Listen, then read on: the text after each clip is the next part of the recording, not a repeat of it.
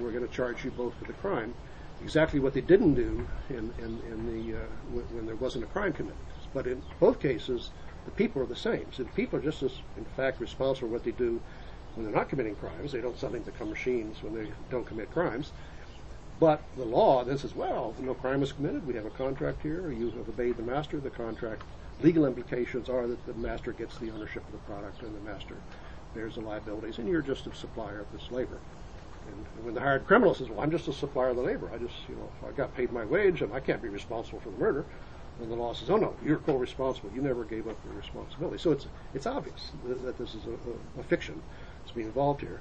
And yet that's the basis of our whole economic system now, is this employment contract where we employ other people as our employees, and they are paid to provide this input to the process, but they are themselves not seen as actually being responsible for anything, even though they're responsible just as much for that as they are when they commit crimes at the behest of the employer. So that's part of the argument. And so the argument is that the contract, even though I voluntarily, the hired criminal voluntarily wants to be an innocent. He doesn't want to be responsible for murder, so he's willing to voluntarily alienate that responsibility. But the judge says, how can you eliminate responsibility? I mean, you knew what you were doing. You voluntarily did it. You followed the order of the master when he said to rob the bank or do whatever it was. So this is not, human action is not like a commodity that I can transfer from one person to another. I can transfer a car can be driven by one person, driven by another person, or a house or glass can be transferred from one person to another. But your own action is inextricably your action, and anytime you perform it, knowing what you're doing, even at the behest of the employer, you're co-responsible. So this whole idea of applying the contract of rental to human activity is just a fraud. It's an institutionalized fraud, and should be, as history has already abolished the contract to sell your labor all at once, the slavery contract, as history has abolished the contract for the woman to become a subhuman person without an independent legal personality. Those have already been abolished, and yet they're perfectly voluntary contracts. So the contract to rent oneself, which is the basis for our system, should also be abolished. So it's like the new abolitionism, and that's sort of the fundamental message of the website and a lot of my writings. And it goes beyond the whole issue. We're not saying it's involuntary. We're saying you agree to the contract, but you can't fulfill it. You can't turn yourself into an actual thing for 8 hours a day, just as a woman getting married doesn't turn herself into a diminished person. In fact, that the law says, you obeyed your husband, therefore, you're still legally married and so forth, and therefore you can't own property in your own name or sign contracts. But we abolished that now. And so basically this is a new form of abolitionism. It says that what was abolished was not just involuntary slavery. What was abolished in the 19th century was voluntary slavery as well. And at the turn of the 20th century, in most advanced countries, they also abolished the coverture marriage contract, that the woman becomes this sub-person. And today what survives, and is in fact the basis for our whole economy, is a rental employment contract, and that should be abolished as well. Now what that change would entail is that means in every enterprise, the people that work in the enterprise would not be employees, they would be the members of the enterprise. So it's like the idea of democracy applied to an economic enterprise, just as if people that live in a country or live in a municipality become the citizens, the voting citizens. So the people that work in an enterprise would not be employees of the enterprise, they would be the members of it. And so we often describe this by saying employee ownership or worker ownership, but ownership's not the right word, it's membership, because you're participating as a human being makes you responsible for the product, and makes you for the cost as well, and so you should be a member of that organization that legally, of course, the company itself owns the product, but you are the company because you're the members of it. And the external shareholders would then become just suppliers of capital, so they're like bondholders then. And so there's no state ownership. It's not related to socialism at all. It's a perfecting of the private property system where people finally get the fruits of their own labor instead of being rented instruments that don't get the fruits of their own labor. And if you have any other principle for making private property more just than getting the fruits of your labor, I don't know what it is. And what is usually defended as the private property system is this idea that the employer appropriates the fruits of his labor. His labor meaning the labor he bought from the people working for him. It's not. It's as you see in the case of the hired criminal, they are still actually responsible for that, along with him if he's a working employer. If he works in the company as a manager, that he should be part of the company as well, not as an employer, but as a manager. And so that type of company is what was traditionally called a worker co-op, and that's the worker cooperatives here, T-shirt. So the argument is, number one, that there are certain voluntary contracts that should be abolished and have been abolished historically. The contract to sell yourself, the contract to turn yourself into a sub-person as a part of the marriage.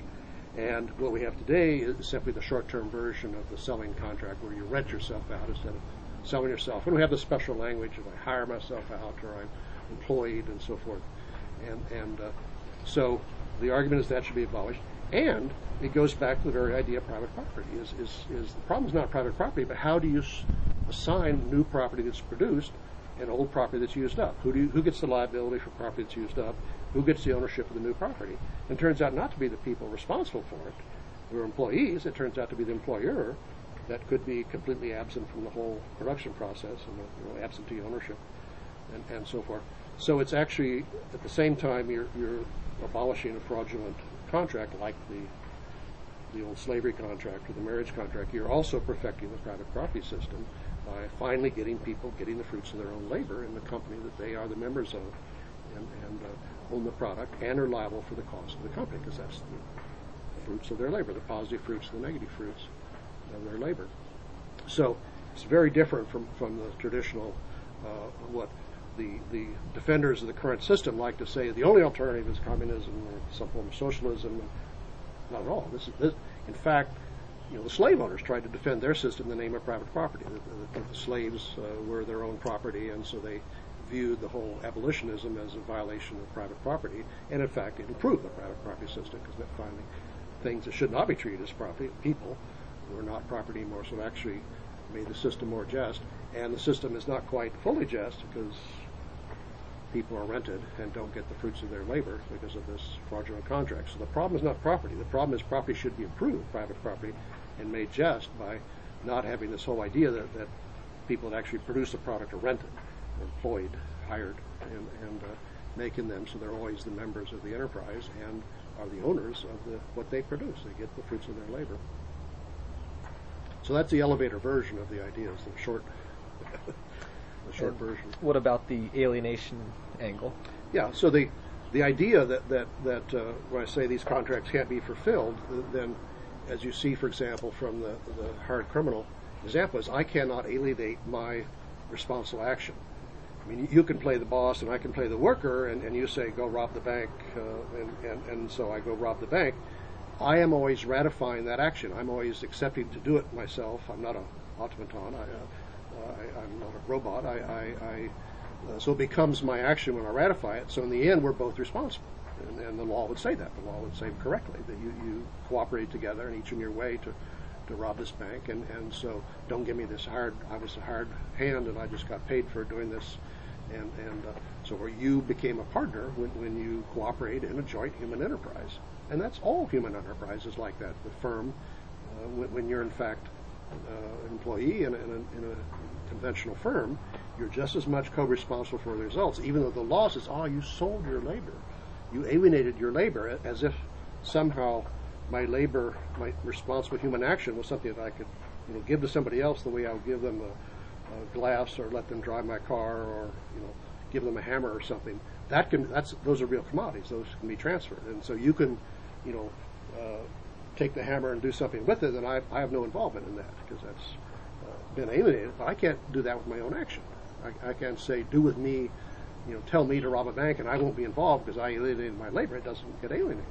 You're always inexorably co-responsible, and the law recognizes that. That's the whole basis for holding hired criminals responsible for the crimes, even though they were hired. And so, in some sense, I'm ironically saying that just as we throw away the labor contract when people commit crimes together, we should do the same thing. And when people don't commit crimes together, they're still jointly doing a human activity, and they should be held responsible, positive and negative, for the results. And that's what happens in like a worker cooperative, where the people are members that work there, and they own the product, and they're liable for the cost, and they're the ones that make up that enterprise. And how does this change the decision-making structures within the worker cooperative? Well, it becomes a democratic organization, and that's actually